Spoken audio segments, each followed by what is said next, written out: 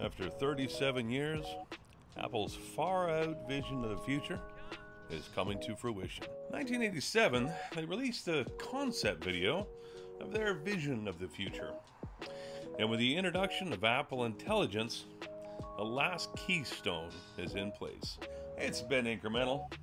Key technologies introduced, programs canceled. But with the past introduction of the iPad and then Siri itself, we're starting to see the Apple Knowledge Navigator come to life.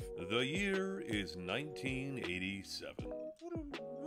Sharing information on the internet is profoundly changing how we communicate. In the near future, using the internet will be as common as using telephone services we have today. In some cases, I suspect we'll hardly even notice when we're online.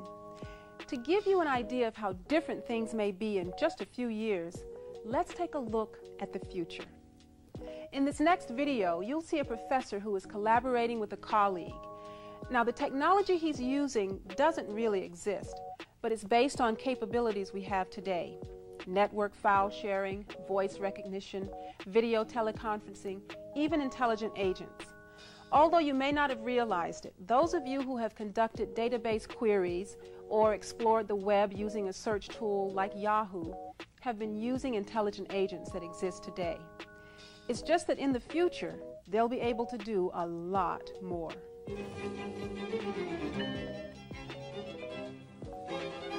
You have 3 messages. Your graduate research team in Guatemala, just checking in. Robert Jordan, a second semester junior, requesting a second extension on his term paper. And your mother reminding you about your father. Surprise birthday party next Sunday. Today you have a faculty lunch at 12 o'clock. You need to take Kathy to the airport by 2. You have a lecture at 4:15 on deforestation in the Amazon rainforest. Right. Let me see the lecture notes from last semester. No, that's not enough. I need to review more recent literature. Pull up all the new articles I haven't read yet. Journal articles only? Fine. Your friend Jill Gilbert has published an article about deforestation in the Amazon. Okay. Let's see. There's an article about 5 years ago, Dr. Flemson or something. He really disagreed with the direction of Jill's research. John Fleming of Uppsala University. He published in the Journal of Earth Science of July 20 of 2006. Excuse me, Jill Gilbert is calling back. Great. Put her through. Hi, Mike. What's up? Jill, thanks for getting back to me. Well, I guess that new grant of yours hasn't dampened your literary abilities. Rumor has it that you've just put out the definitive article on deforestation. Aha. Is this one of your typical last-minute panics for lecture material? Maybe a decade off and may not look exactly like the future we have, but you squint just a little, it's plain as day. That professor is engaging with an Apple Intelligence Enhanced Siri using FaceTime on an iPad. The unveiling of Apple Intelligence at WWDC 24 is yet another example in a long line of Apple waiting on a feature. Letting the competition get through the gates first and make some mistakes. Here's how it works. Windows constantly takes screenshots of what's on your screen. And coming up from behind and flattening the field by doing it right.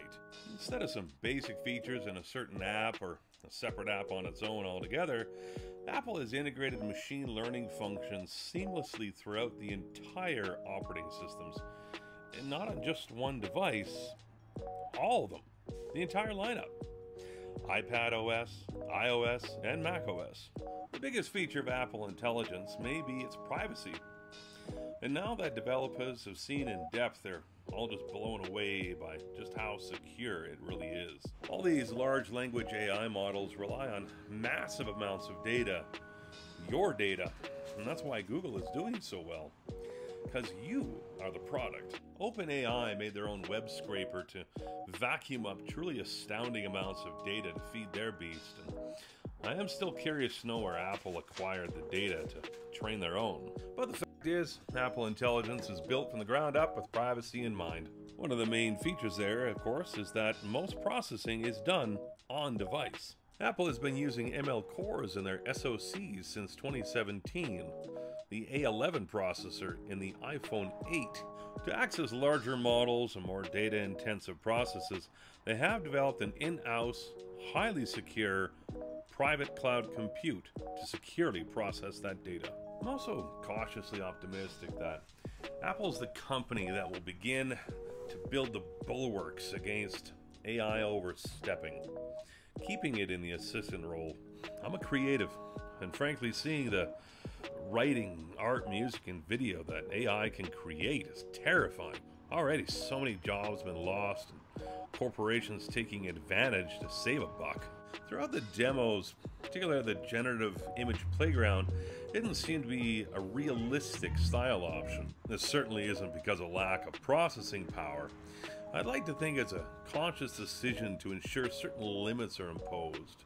I would hope to see similar limits being imposed in Apple's other creative apps like Logic and Final Cut. The headline-grabbing news, of course, is that Apple had opened up their AI enhancements to include OpenAI ChatGPT 4 models as a conscious and explicit option for clarity and privacy, and for free. They have also announced they will include other large language models as an option in the future.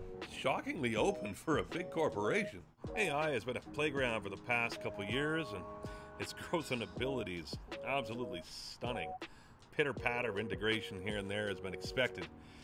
But now that Apple is about to bring it to the masses, we are truly on the cusp of some serious change and the realization of a future that Apple saw 37 years ago.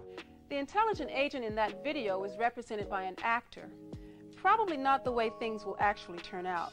Well, I'll tell you what, if Apple were to say introduce a Siri avatar in iOS 19 or something, the ultimate Easter egg of all space and time would be the option of a little dude in a bow tie. Enjoy your lunch.